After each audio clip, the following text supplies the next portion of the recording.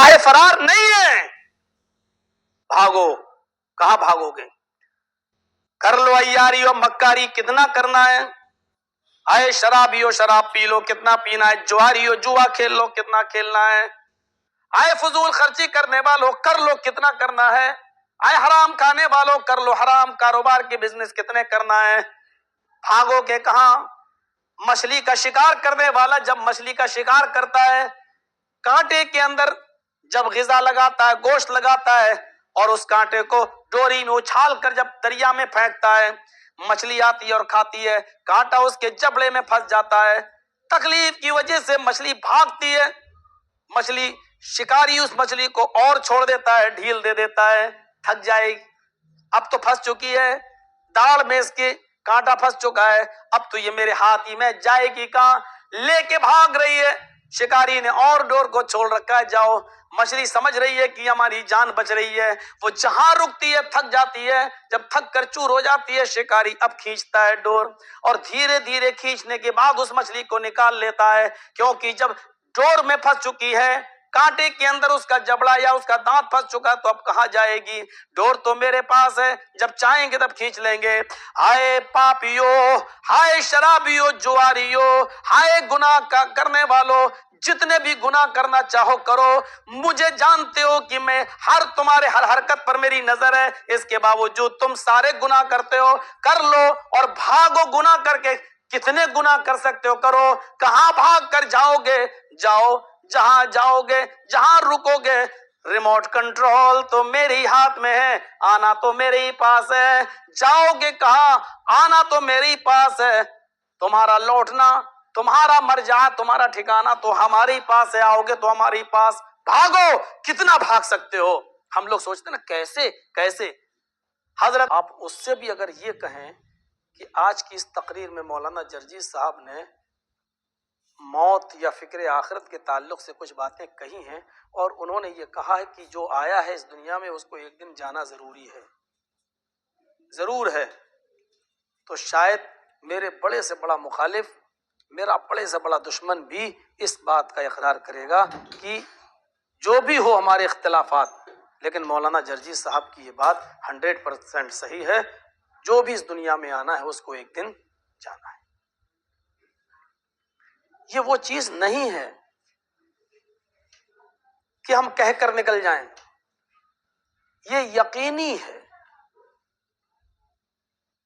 ہمیں اور آپ کو سب سے زیادہ یقین اس بات پر ہے بھی، کسی بھی مکتب فکر یا کسی بھی مذہبی شخص کا اس میں کوئی اختلاف نہیں ہے. سب جانتے ہیں جو آیا ہے وہ جائے گا. قرآن کریم نے اس کے لیے ذائقہ کا لفظ استعمال کیا. چکھنا ہے موت کا ذائقہ. کل نفس ذائقۃ الموت.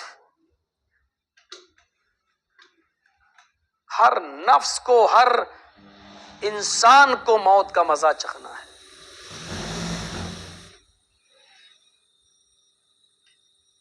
لیکن وہ بتا نہیں پائے گا کہ موت کا منظر ہوتا کیسے.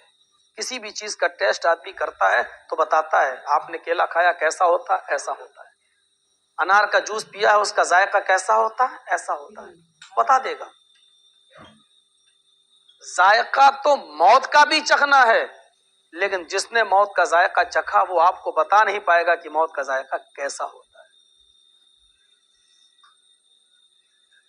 ابن تیمیہ رحمہ اللہ نے لکھا ہے کہ ملک الموت جب انسان کی روح کو نکالتا ہے، قبض کرتا ہے، تو روح سب سے پہلے پیروں کے تلووں سے نکلنا شروع ہوتی ہے.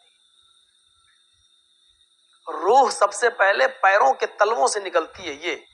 یہاں سے جب روح نکلتی ہے تو پنڈلی پر آتی ہے، پیر کا نیچے کا حصہ بے جان ہو جاتا ہے. اس کے بعد روح نکلتے ہوئے ٹخنوں سے اوپر آ کر پنڈلیوں پر چڑھتی ہے. پیر کا نیچے کا حصہ بیکار ہو جاتا ہے، بے جان ہو جاتا ہے. روح پنڈلیوں سے نکلتے ہوئے اور چڑھتے ہوئے گھٹنوں پر آتی ہے. نیچے کا حصہ، گھٹنے کے نیچے کا حصہ بے جان ہو جاتا ہے. ملک الموت روح کو کھینچتا ہے، نکالتا ہے، روح ران پر آتی ہے، ران سے نیچے کا حصہ بیکار ہو جاتا ہے، نکالتا ہے، کھینچتا ہے، روح کمر پہ آ کے اٹکتی ہے، کمر سے نیچے کا حصہ بالکل بے جان ہوتا ہے، سینے پہ چڑھتی ہے، سینے سے حصے کا نیچے کا حصہ بیکار ہو جاتا ہے، کام نہیں کرتا، حلق پر آ جاتی ہے، حلق سے نیچے کا حصہ بے جان ہو جاتا ہے، اور پھر لاسٹ میں یہ روح ناک، آنکھ اور کان کے راستے سے نکلتی ہے. انسان مرنے والا اس روح کو نکلتے ہوئے دیکھتا ہے، اس کی آنکھیں پھٹی کی پھٹی رہ جاتی ہیں، اور جب روح کو کان اور آنکھ کے راستے سے لے کے فرشتہ نکال دیتا ہے تو پورا جسم جب بے جان ہوتا ہے تو انسان کی آنکھیں کھلی کی کھلی رہ جاتی ہیں. وہ تو گھر والے اس کو ڈھانک دیتے ہیں، وہ ملک الموت کو، روح کو نکالتے ہوئے دیکھتا ہے. ابن تیمیہ جیسی شخصیت اس کو نقل کر رہی ہے. اور ہر انسان کے ساتھ یہ منظر ہونا ہے. ہم اور آپ زندگی کی جس ٹرین پر بیٹھے ہوئے ہیں، اس ٹرین کی آخری منزل، آخری اسٹاپیج اس کا قبرستان ہے. کسی کی اسٹیشن 2 دن پہلے آ جاتی ہے اور کسی کی اسٹیشن 2 دن بعد آتی ہے، لیکن قبر میں جانے والا شخص ایک میسج دے کے جاتا ہے. آپ یقین کیجیے، ابھی چند دنوں پہلے کی بات ہے، شاید 15 دن بھی نہیں ہوئے ہوں گے، 8 بجے شام کو میرے ساتھ خطاب کیا، میرے پروگرام میں شرکت کی مولانا اسرار الحق قاسمی، اب جو رحمت اللہ علیہ ہو گئے، اللہ ان کو غریق رحمت فرمائے. ایم پی تھے، ممبر آف پارلیمنٹ کانگریس کے. رات میں 8 بجے میرے ساتھ ایک جلسے میں شرکت کی، تقریر کیے، 20 منٹ بولے، مجھ سے اجازت بھی لی کہ مجھے ایک پروگرام میں اور شرکت کرنی ہے، آپ کا تو نمبر 1 بجے کے بعد آئے گا. میں نے کہا شکریہ. پھر سنا ہے میں نے رات کے 12 بجے ایک اور پروگرام انہوں نے اٹینڈ کیا دوسری جگہ جہاں جانا تھا، اور اس پروگرام کو اٹینڈ کرنے کے بعد کشن گنج میں اپنے سرکٹ ہاؤس میں ٹھہرے. رات کے 2 بجے ان کے سینے میں درد ہوا. جب تک اپنے بچے کو فون کر کے سرکٹ ہاؤس بلایا اور ان کا لڑکا لے کر بڑے ہاسپٹل کشن گنج کے پہنچتا ہے، ڈاکٹروں نے جواب دے دیا ان کی روح نکل چکی ہے. 3 بجے پھر سرکٹ ہاؤس میں آتے ہیں. 4 بجے ان کو ان کے آبائی وطن، ان کے گاؤں لے جایا جاتا ہے، اور دن کے 3 بجے دوسرے دن ان کی مٹی ہوئی. میں نے بھی شرکت کی، اسی علاقے میں تھا. 8-10 لاکھ کی تقریباً بھیڑ بھی رہی ہوگی. 3-4 کلومیٹر تو پیدل چلنا پڑا. جب اسرار الحق قاسمی صاحب کو دفنایا جا رہا تھا، مجھے ایک میسج سنائی دیا، خاموش میسج. مٹی دے دی گئی، لیکن وہ 10 لاکھ کے مجمع کو ایک خاموش میسج دے رہے ہیں. میں نے سرکٹ ہاؤس کو خیر آباد کہہ دیا. جس پارلیمنٹ کے اندر میری توتی بولتی تھی، میں نے اس پارلیمنٹ کو بھی خیر آباد کہہ دیا. میں نے اپنے گھر کو بھی خیر آباد کہہ دیا. جس چارپائی پر مجھ کو لاد کر قبرستان تک لایا گیا، قبرستان پہنچنے کے بعد میں نے اس چارپائی کو بھی خیر آباد کہہ دیا. میرے بھائی، میرے بھتیجے، میرے بیٹے، میری اولاد، میرے نواسے، یہ سب قبرستان تک آئے، انہوں نے مجھے مٹی کے اندر دفن کر دیا. یہ بھی مجھے یہیں تک ساتھ لائے اور یہاں لانے کے بعد مجھے یہاں چھوڑ دیا، میں نے ان کو بھی خیر آباد کہہ دیا۔ یہ ساری چیزیں میں نے اپنے پیچھے چھوڑ دی ہیں، اب میرے ساتھ جو چیز باقی رہ گئی ہے وہ میری عملی زندگی ہے جو میں دنیا میں کر کے آیا۔ اگر وہ اللہ نے قبول کر لی تو میری نمازیں میرے ساتھ ہیں، میرے روزے میرے ساتھ ہیں، میرا حج میرے ساتھ ہے، میرا عمرہ میرے ساتھ ہے۔ میں نے جو بچوں کا اور لڑکیوں کا جو مدرسہ کھولا ہے، یتیم بچوں کی جو ہم نے کفالت کی ہے، اس مدرسے کو چلانے کا ثواب میرے ساتھ ہے۔ اور ان صدقہ جاریہ کے طور پر جو چیزیں میں چھوڑ کے آیا ہوں، بس وہ چیزیں میرے ساتھ جا رہی ہیں۔ اور سارے لوگوں نے تو میرا ساتھ چھوڑ دیا، سرکٹ ہاؤس اپنی جگہ پر، پارلیمنٹ اپنی جگہ پر، چارپائی اپنی جگہ پر، میرا گھر اپنی جگہ پر، میرے بیوی بچے سب، میں نے سب کو خیر آباد کہہ دیا، میرے کوئی کام نہیں آیا۔ بس وہی جو چیز میں لے کے آیا ہوں جو قبر تک میرے ساتھ ہے، وہی میرے کام کی ہے۔ یہ خاموش میسج تھا۔ سب کی زندگی کوئی نہ کوئی میسج دے کے جاتے، مٹی دیتے وقت اگرچہ ان کی زبان نہیں بول رہی ہے لیکن میسج وہ دے رہے ہیں۔ کتنے صاف اور واضح لفظوں میں کہا اللہ نے، کل من علیہا فان، لفظ کل پر غور کرو۔ اس کائنات کے اندر جو چیز بھی تم دیکھ رہے ہو فانی ہے، ہر ایک چیز فنا ہوگی، اور جو چیز باقی، جو ذات باقی رہے گی اس کا بھی نام لے لیا، وَيَبْقَى وَجْهُ رَبِّكَ ذُو الْجَلَالِ وَالْإِكْرَامِ، صرف تیرے رب کا چہرہ باقی رہے گا۔ یہاں جز بول کر کل مراد ہے، تیرے رب کی ذات باقی رہے گی، کوئی باقی نہیں۔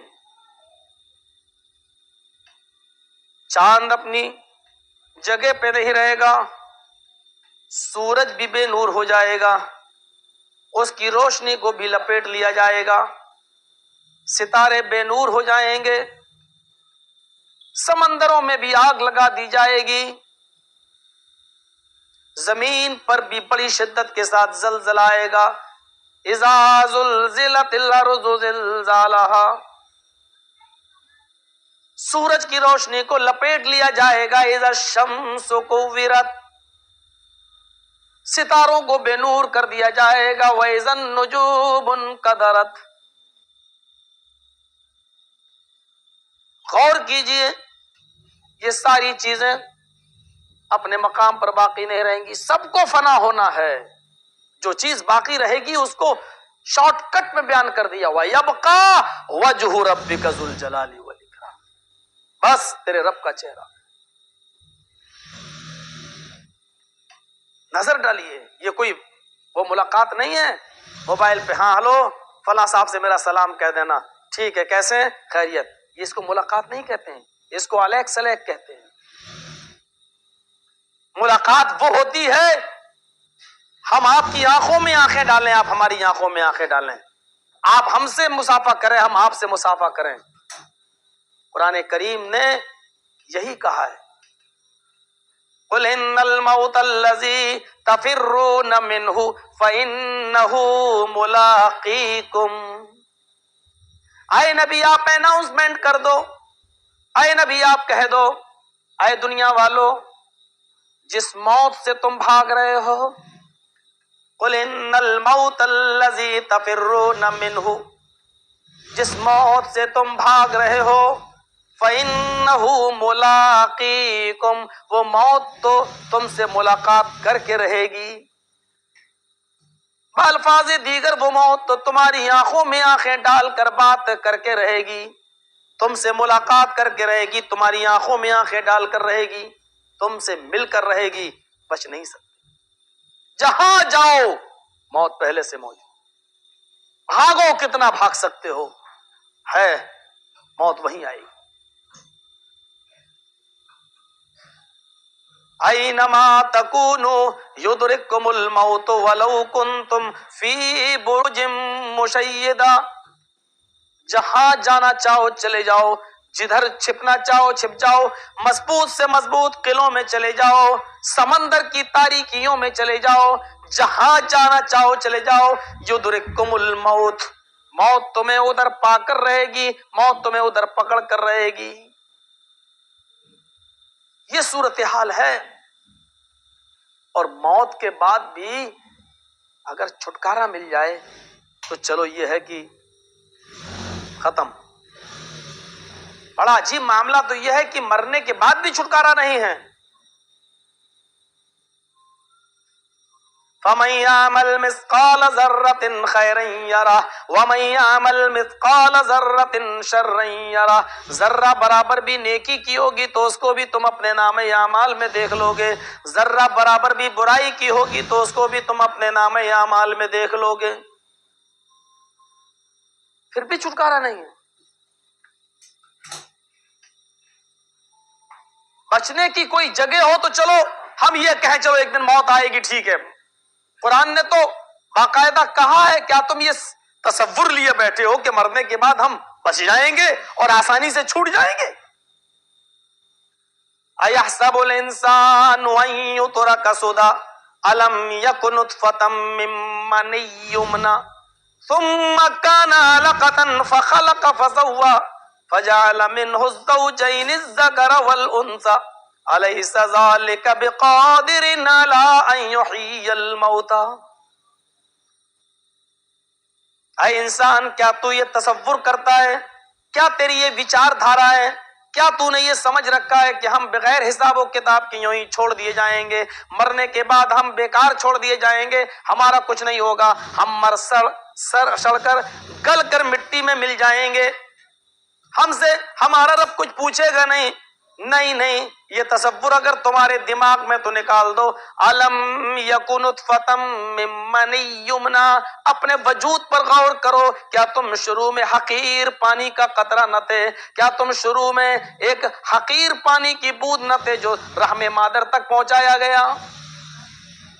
اور بہت شارٹ کٹ میں اللہ نے کہہ دیا ثم کان علقۃ فخلق فسوى، پھر اسی نطفے کو اللہ نے علقہ جمع ہوا خون بنا دیا اور تمہیں بنا سوار کر پورا کا پورا درست کر دیا، پوری تمہاری باڈی، پورا جسم بنا دیا، تمہاری آنکھیں بنا دی، تمہاری ناک بنا دی، تمہارے ہونٹ بنا دیے، تمہارے کان بنا دیے، تمہاری زبان بنا دی، تمہارا پیٹ بنا دیا، پیٹ بنا دیا، ریڑھ کی ہڈی بنا دی، پیر بنا دیا، انگلیاں بنا دی، انگلیوں کے پور تک بنا دیے، ناخن بنا دیے، سمجھنے کے لیے دماغ بھی دے دیا، اس دماغ میں ہزاروں تاروں کا کنیکشن ڈالنے کے بعد تمہیں چمکتے ہوئے 2 ٹیوب لائٹ آنکھوں کی شکل میں دے دیے اور مختلف مراحل سے تمہیں گزارا، جس کو اللہ نے ایک دوسری جگہ بیان کیا ہے وَلَقَدْ خَلَقْنَا الْإِنسَانَ مِنْ صُلَالَةٍ مِّن طِينٍ ثُمَّ جَعَلْنَاهُ نُطْفَةً فِي قَرَارٍ مَّكِينٍ، ہم نے انسان کو مٹی کے ایسنس سے پیدا کیا، ہم نے مٹی کے سب سے، مٹی کے خلاصے سے پیدا کیا، پھر ہم نے اس نطفے کو، اس پانی کے قطرے کو ایک مضبوط ٹھکانے پہ پہنچا دیا۔ غور کرو کتنی بڑی حکمت اور کتنا بڑا اللہ رب العالمین نے کتنی بڑی بات کہی ہے کہ ہم نے اس نطفے کو، پانی کے اس قطرے کو ایک مضبوط ٹھکانے پہنچا دیا۔ میاں بیوی ملتے ہیں، پانی اس مضبوط ٹھکانے پہ پہنچا دیا جاتا ہے کہ ماں پھر صبح اٹھتی ہے، بیوی آپ کی صبح ناشتہ بناتی ہے، لیکن پانی کا وہ قطرہ اس مضبوط ٹھکانے پہ پہنچا ہوا ہے، وہ اپنا کام کرنا شروع کر دیتا ہے، ماں کروٹ بدل رہی ہے، آپ کی بیوی کروٹ بدل رہی ہے، لیکن پانی کا قطرہ ٹس سے مس نہیں ہو رہا ہے، وہ سو کر اٹھتی ہے، پیشاب کرنے جاتی ہے، لیکن پانی کا قطرہ اپنی جگہ سے ٹس سے مس نہیں ہو رہا ہے، وہ صبح ناشتہ بناتی ہے، کھانا بناتی ہے، لیکن پانی کا قطرہ ایسے مضبوط مقام پر پہنچ گیا ہے کہ وہ ٹس سے مس نہیں ہو رہا ہے۔ اسی کو اللہ نے کہا ثم جعلناہ نطفۃ فی قرار مکین، ہم نے اس نطفے کو، اس پانی کے اس حقیر قطرے کو ہم نے ایک مضبوط ٹھکانے پر پہنچا دیا۔ ثم خلقنا النطفة علقة فخلقنا العلقة مضغة فخلقنا المضغة عظاما فكسونا العظام لحما، اور آئے انسان پھر اپنے وجود پر غور کر، پانی کے اس قطرے کو ہم نے مضبوط ٹھکانے پہنچا دیا، پھر تمہاری بیوی کھانا کھا رہی تھی، پانی پی رہی تھی، چل رہی تھی، ٹہل رہی تھی، میکے جا رہی تھی، بازار جا رہی تھی، موت مٹی میں جا رہی تھی، خوشی میں جا رہی تھی، شادیوں میں جا رہی تھی، لیکن ہم نے اس نطفے کو کس کس مرحلے سے گزارا؟ ثم خلقنا النطفة علقة، ہم نے اس حقیر پانی کا ہم نے جمع ہوا خون بنایا، فخلقنا العلقة مضغة، پھر ہم نے اس جمے ہوئے خون کو گوشت کا لوتھڑا بنایا، فخلقنا المضغة عظاما، پھر ہم نے اس جمے ہوئے خون کو گوشت کا لوتھڑا بنایا، اور پھر اس گوشت کے لوتھڑے کو ہم نے ہڈی بنایا، فکسونا العظام لحما، پھر ہڈی بنانے کے بعد پھر اس ہڈی کے اندر بھی ہم نے گوشت کو پہنایا، اس میں گوشت کا لباس چڑھایا، ثم انشأناه خلقا آخر، ہم نے ایک دوسری شکل دے دی، ایک جیتا جاگتا انسان بنا دیا۔ پھر آؤ اسی آیت پر جو ہم نے پیچھے چھوڑی، فجعل منہ الزوجین الذکر والانثی، ہم نے نر اور مادہ بھی بنا دیا، لڑکا اور لڑکی بھی بنا دیا، یہ جو میں نے بہتر سمجھا لڑکا وہ لڑکا بنا دیا۔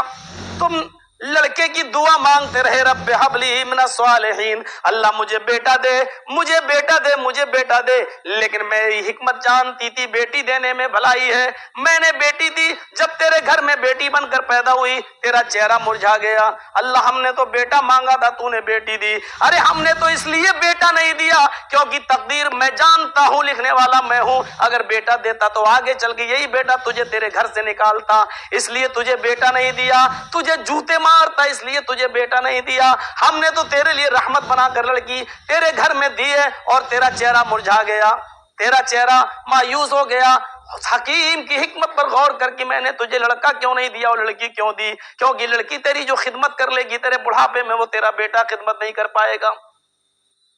فجعل منہ الزوجین الذکر والانثی، ہم نے نر و مادہ بھی بنا دیا، لڑکا اور لڑکی بھی بنا دیا۔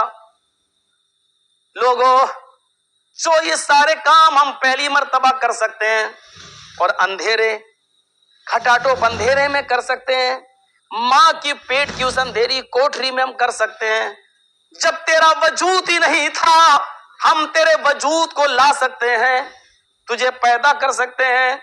ماں کے پیٹ سے آنے کے بعد دیکھ، تجھے سب سے پہلے کھانے پینے کی ضرورت پڑتی ہے، ہر انسان کو پڑتی ہے، تو دال نہیں کھا سکتا تھا، چاول نہیں کھا سکتا تھا، گیہوں کی روٹی نہیں کھا سکتا تھا، چنے نہیں چبا سکتا تھا، تیری خلقت اسی انداز سے ہوئی ہے، اس لیے دیکھ تیرے پیدا ہونے سے پہلے جیسی تو باہر آیا، ہم نے تیری ماں کے پستان کے اندر تیری غذا پہلے سے بھر دی۔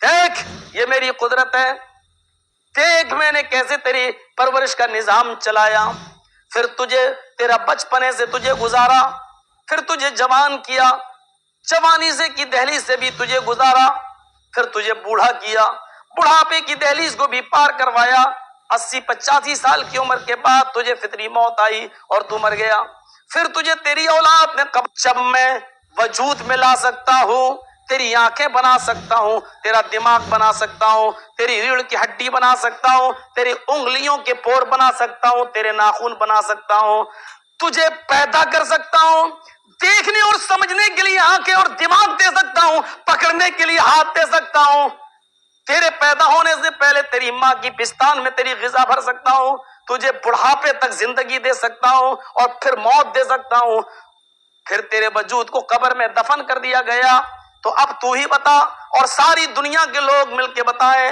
الیس ذالک بقادر علی ان یحیی الموتى، تو آئے میرے بندو اب یہ بتاؤ کہ مجھے اس آدمی کو قبر سے دوبارہ زندہ کرنے میں کیا میرے لیے تکلیف ہے، کیا میرے لیے پریشانی ہے، کیا میں اس انسان کو دوبارہ زندہ نہیں کر سکتا جس کو ہم پہلی مرتبہ وجود دے سکتے ہیں، اور وجود کے بعد جب تھا ہی نہیں تو لا سکتے ہیں، اور اب تو ہے تو دوبارہ اس وجود کو دوبارہ زندہ کیوں نہیں کر سکتے؟